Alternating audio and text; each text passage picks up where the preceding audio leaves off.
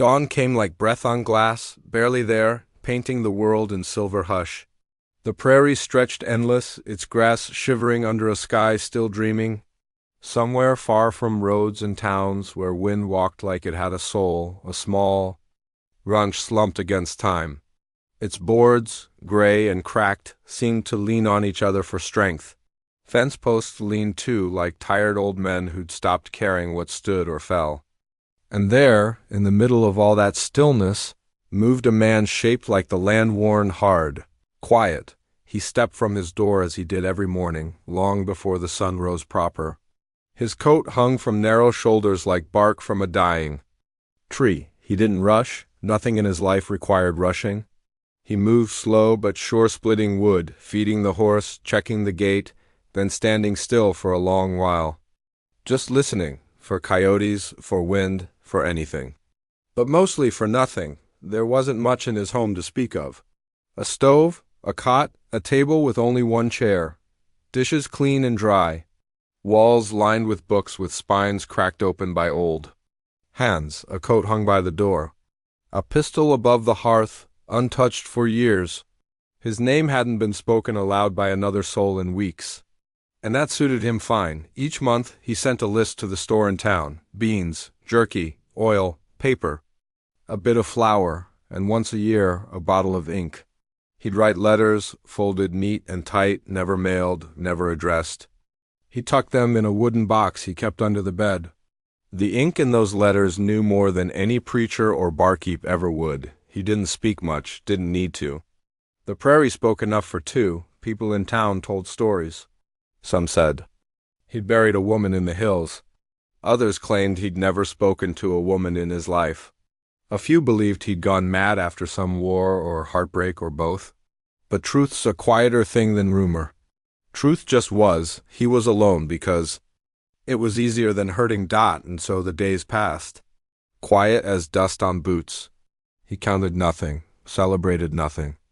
Only the wind shifted, only the birds left and came again. Then came the day of the crate. A supply wagon rolled in late. Sun hung high and mean, and dust chased the wheels. The boy who drove it, a wiry teen with too much grin, hopped down, handed over the ledger. "Big load this time," he said, tapping the edge of a tall wooden box lashed to the side. The rancher furrowed his brow. "You feeding a bear out here, old man?" The boy asked, chuckling. The rancher said nothing. Just signed the page and stared at the crate. It was taller than usual. Heavier, too, odd. He didn't remember ordering anything out of the ordinary. But the store had never made a mistake before. He rolled it inside, shut the door, grabbed a pry bar. The wood groaned under pressure. Nails popped like corn. The lid came free in a cough of sawdust. Inside linen bundles. Cloths folded tight. Bottles milk, sealed with wax. Strange. Then something softer. Wrapped in wool. Small. His breath caught. He peeled the wool back, slowly, like it might break. And there, small, warm, asleep, was a baby, a girl. No more than a few months old. Face pink with sleep, lips moving like they were dreaming. He stepped back. The crow outside shrieked once, then flew off. Inside the crate, nestled beside the milk, was a thin bracelet. Silver, with a charm shaped like a sparrow. No note, no name. No explanation. Just the faint scent of lavender clinging to the folds of wool. He looked around like someone might step out from the shadows and take the child back. No one did. Just him and the fire and the girl sleeping like the world hadn't broken her. Yet he didn't say a word, didn't curse or pray or plead. Just stood. Long enough that the fire burned low and the dust settled back on the floorboards. That night he lit every lamp he had. Not out of need, but out of something older. Maybe hope. Maybe fear. Maybe both. He wrapped the baby again, tucked her close to his chest. She stirred once, let out a sigh like wind through cotton. He held her like she was made of smoke and could vanish if he blinked. He didn't sleep that night. Just rocked gently in the old chair, watching shadows move across the floor, heart thudding like hooves in the distance, and outside the wind shifted. Something was changing. You could feel it in the bones of the house, in the ache in his ribs, in the tiny Rising breath of a child who come from nowhere. The story didn't start with a kiss or a gunshot. It started in silence, between two heartbeats. In a room lit with old firelight and the smallest, softest cry. He called her after a flower, one he remembered from a children's story his mother used to read aloud when the wind howled too fierce. Something small and brave that bloomed in snow. The name sat gentle on his tongue, never loud, never shouted. Only whispered when she stirred or when he found himself speaking to the walls like they might answer back now. He wasn't good at any of it. The feeding, the changing, the holding. He spilled the first bottle of milk trying to warm it by the fire, burned his fingers the second time. Nearly cried the third, but the child never fussed long. She seemed to know his clumsy hands meant no harm. He built her a crib out of an old apple crate, lined it with lamb's wool and scraps of soft cloth. She fit in it like a seed in a shell. He'd watch her breathing, slow and even, like tide against a quiet shore. Sometimes he wouldn't sleep at all, just stared at her and wondered if this was what grace looked like in human form. He didn't sing to her, didn't know any lullabies, but he'd hum old tunes from when he was a boy, and she'd twitch. A little like the melody settled somewhere deep in her tiny chest, something thawed in him, not fast, but sure, like frost easing from rock with the slow kiss of spring. He started leaving the door open in the morning, just a crack, letting in a bit of the outside, letting her hear birdsong. Weeks passed like breath, and then one morning he packed her into a basket wrapped tight and soft, and hitched up the mule. It was time to go to town. He hadn't been down that dusty road in over 6 months. He'd always preferred the stillness of the hills. But babies needed things he couldn't carve from wood or boil from creek water. The town was smaller than he remembered. Or maybe he had grown larger in his solitude. He parked the wagon outside the general store. The bell above the door gave a sharp ring, and heads turned. The store owner, broad-shouldered, silver-haired, voice like a drum roll, squinted at the basket, then at him. Then back at the basket. He asked for milk, diapers, soft soap. The woman said nothing, only nodded, eyes lingering a breath too long. Another rancher leather-skinned, loud, leaned against the doorframe and let loose a laugh. Well, didn't know you knew how to make one of those. He said nothing, just placed the coin on the counter and picked up the milk. But his hand tightened in a way that made the laughter die mid-breath. Outside, the preacher's wife approached. She was bird-like, thin wrists and a linen hat that wilted under the sun. She looked into the basket. Her face changed. Not shocked, not soft. Something else, deep, unsettled recognition. She whispered, not to him exactly, but toward the child. Looks just like her mother.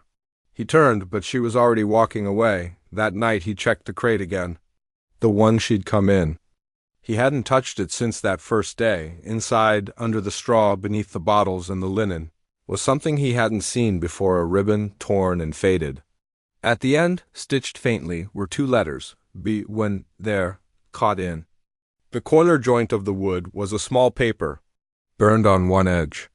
Ink smeared. He sat by the fire, held it close to the lamp. It wasn't a full letter. Only the end. Had no choice. If he finds her, he'll take her. If this reaches kind hands, please keep her safe. She's better off without me. There was no name, no signature, but his heart pressed hard against his ribs as if it knew. The truth before his mind could catch up. The bracelet with the sparrow charm, he'd left it on her wrist. She played with it now, tiny fingers wrapping around it in sleep. The mystery didn't burn like fire. It sat cold in the room like snow. In the corners, something had gone terribly wrong somewhere else and left its echo in his home. But the girl, she grew stronger. Eyes like clean sky. She giggled when he opened the window, laughed when the wind blew across her face. He found himself writing. Again, pages of things he never said aloud, letters for her. Not to send, just to save. Stories of how she smiled, how she changed the air in the house, how he hadn't dreamed in years until she arrived. He put them in a box under the crib, labeled it for when she's ready. One night, thinking she was asleep, he pulled out the old harmonica. He hadn't touched it in over a decade. Didn't even know if it still worked. He blew a soft, trembling note, then another. A tune he barely remembered. One his mother used. To play after supper when the stars were low and the wolves stayed far. She cawed from the crib. Not a cry, not a stir. Just a sound that matched his melody. A small echo. Like wind humming through wheat. He stopped playing. Stared. And then smiled. The kind of smile that feels unfamiliar on the face. Like sun through shutters long closed. For the first time in 15 years, he smiled and let it stay. The storm rolled in like an old grudge, slow at first, then bitter and hard. Rain beat down against the dry earth, washing months of dust from the world in a single sweeping breath. He heard her before he saw her hooves dragging, saddle creaking, the hollow cough of someone too tired to care if they made it through the night. She came from the south ridge, cloak clinging to her like a second skin, horse trembling beneath her. When she reached the gate, she didn't speak. Just sat there, rain dripping from her hat. Eyes shadowed and unreadable. He stood beneath the awning, the child tucked against his chest in a blanket worn thin with use. She looked up at the stranger with wide eyes, quiet, still. The woman dismounted. Like her body was remembering how. Her boots touched the mud and she nearly fell. He stepped forward without a word, caught her by the arm, guided her inside. She didn't protest. Didn't explain, she didn't need to. Inside, she peeled off the wet clothes, layer by layer, like letting go of weight. He gave her a dry shirt, one too big, sleeves falling over her fingers. She wrapped herself in it and crouched by the fire, palms out. Like a pilgrim who'd found something sacred in flame, the baby made a sound, something between a sigh and a laugh. The woman turned. She stared too long, too still, the kind of look that holds memories close to the bone. She didn't speak, but her eyes filled with something wild and aching. The child reached out, tiny fingers brushing the air. The woman blinked, then looked away, back into the fire. He didn't ask her anything that night. Just made her tea, left a blanket folded on the bench near the hearth. She slept there, knees tucked to her chest, shoulders curled in. Like someone trying to disappear. By morning, the storm had passed, but she hadn't. She stayed. No explanation offered, none demanded. She helped without asking. Drew water from the well. Repaired the roof when she saw the leak. Gathered eggs. She worked like someone who'd done it all before. Who once knew a home like this, or wished she had. She didn't touch the baby unless the child reached first. But when she did, her hands were gentle, familiar. She never spoke to her, but her eyes did. He watched all of it, said little. That's how he learned best. One morning, he came in from the barn and found her on the porch, brushing the baby's hair with a wooden comb he didn't remember owning. She'd braided it into soft little loops, tied with thread pulled from an old dress hem. It looked like something a mother would do that night. Over a bowl of stew, he asked, not with suspicion, but softness, like smoothing the edge of a question. You looking for someone? She didn't lift her gaze. I lost something once. That was all. But her voice cracked just enough to break the silence. He didn't press. The days moved gentle after that. He mended the fence while she sowed herbs near the window. She swept the dust from corners long forgotten. The baby toddled between them like spring water flowing wherever it pleased, but something in her never quite settled. At night she'd stand by the door, listening. Not to the wind, but past it. Like waiting for the sound of boots that hadn't yet come. He found the note by accident. It had been weeks since he'd touched the crate, the one the child had come in. But something pulled him there. As if memory had left a thread he'd forgotten to follow, he pulled out the half-burned letter again. Held it to the lantern. He knew the lines by heart now. If this reaches kind hands, he looked away, and then saw it tucked into the crate's slat, a scrap of paper folded small. Scribbled on the back, a list of herbs and measurements. Signed with a quick looping curve, he pulled it out. Carried it to the table. Set it beside the letter. The handwriting matched, not perfectly, but close enough to feel in the gut. He stared at it, long and still, then looked toward the hearth where the woman sat, rocking slightly, the baby asleep in her arms. She hadn't lost something. She had left something, not for lack of love, but because love sometimes means running when you want to stay. He didn't confront her. Not at first, he waited. Let the truth settle around the room like dust in the early morning. Then one night after the child was asleep and the fire burned low, he poured her a cup of tea and set it gently on the table. She sat. She knew Dot. It took her a long while to speak. I couldn't keep her safe. Her hands shook as they held the cup. She didn't drink. There was a man. Not the kind who hurts loud. The kind who breaks you quiet. I had to get her out before she became a tool. To him, he said nothing. Just listened. I thought if I left her somewhere ... maybe she'd land soft. She looked up. She did. He nodded once. Simple as folding a napkin. His voice was steady, deep from the chest. You did right. She's safe here. And then the first sound she made that wasn't guarded or careful, a sob, not the kind meant to be heard, but the kind that happens when a wall breaks inside you. She cried not because she was weak, but because she was safe. He didn't reach for her, but he didn't move away either. And when her head leaned forward, when her shoulders gave in and her body shook, he let her cry into his shoulder. Let her grief pass like a storm that needed no shelter, only space, and outside, the prairie held them in its wide, starless hush. Nothing moved. Nothing dared. Inside the house, for the first time in years, there were 3 hearts beating, and none of them alone. The wind had changed. He felt it in his bones before he saw them, 2 riders, long shadows rising out of the hills just after dawn. The horses were lean and hard-mouthed.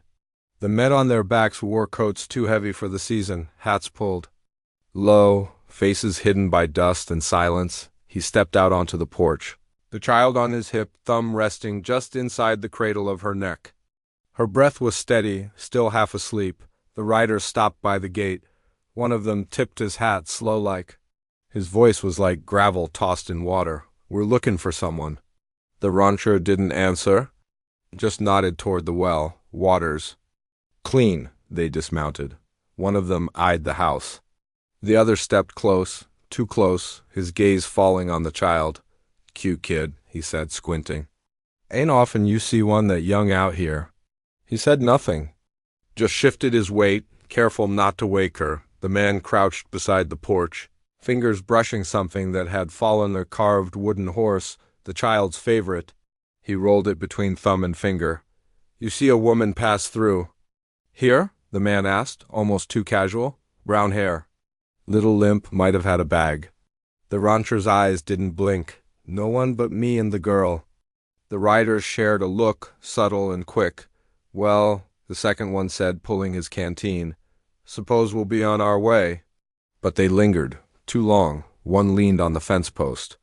The other kept toying with the wooden horse like it told him something more than it should. When they finally rode off, they didn't wave goodbye that night. He didn't sleep. The woman paced near the hearth, her hands shaking only when she thought no one was watching. The child slept between them, unaware. He pulled the old rifle down from above the door, cleaned it with slow reverence, checked the chamber, counted the bullets like old prayer beads. At dawn, before the sky blushed, he handed the woman his best. Horse saddled, packed, ready. You ride, he said. Take her.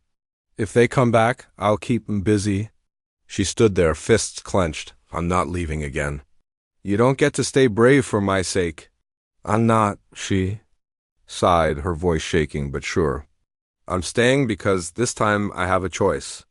And so they waited. By midday, the dust returned. 2 figures on horseback, riding hard and straight. She tucked the child into a hollow beneath the floorboards. Blankets above, food beside. Whispered a lullaby into her curls and closed the hatch. Then they stood on the porch, side by side. Not as husband and wife, not even as lovers, but as 2 people who'd buried enough of themselves and now had something left to stand for. The riders came straight to the porch. One dismounted, the other didn't. Thought we'd stay a while, he said, hand resting near his holster. You won't, the rancher replied. No anger. Just fact. The woman spoke next, quiet and clear. She's not yours to find. You sure about that? The man asked, stepping closer. The rancher didn't raise the rifle, just looked him square in the face. You've already lost, he said. You just don't know it yet. It wasn't a threat. It wasn't a warning. It was truth. Plain and worn as an old saddle. The kind of truth that comes not from power, but from purpose. The men exchanged a glance. Something passed between them, a flicker, a twitch, the smallest seed of doubt. And in that moment, everything turned. Because they didn't see fear, they saw something harder to fight. Conviction. The riders backed away. One step at a time. They left like men who'd stepped into something sacred and knew better than to desecrate it. No bullets. No blood. Just dust behind them, swallowed up by the prairie. The sun fell slow that evening, soft and low like a lullaby. The ranch quieted. The baby cried once, then settled again. The woman unpacked her bag without a word. She wasn't a guest anymore, not someone passing through. She belonged, not as his, not as hers, but as 1/3 of something whole. They raised the girl together, built fences, planted new trees. He sang again, sometimes. She taught the child how to read flowers. They learned how to laugh. Slowly, and then all at once, he wrote one final letter, folded it into the wooden box marked for when she's ready. It read, "By the time you open this, you'll have forgotten how small your hands were when you changed everything. I don't know who you'll become, but I know who you saved. You saved me, without even knowing my name." And in the wide, wide quiet of the land, the wind moved gently across the plains, and the fire kept burning, even after the flame was gone. There are men who live like old cabins, silent, empty, untouched by time. But sometimes all it takes is one small soul to bring light through the cracks. Maybe that's true for you too. Maybe you are the light.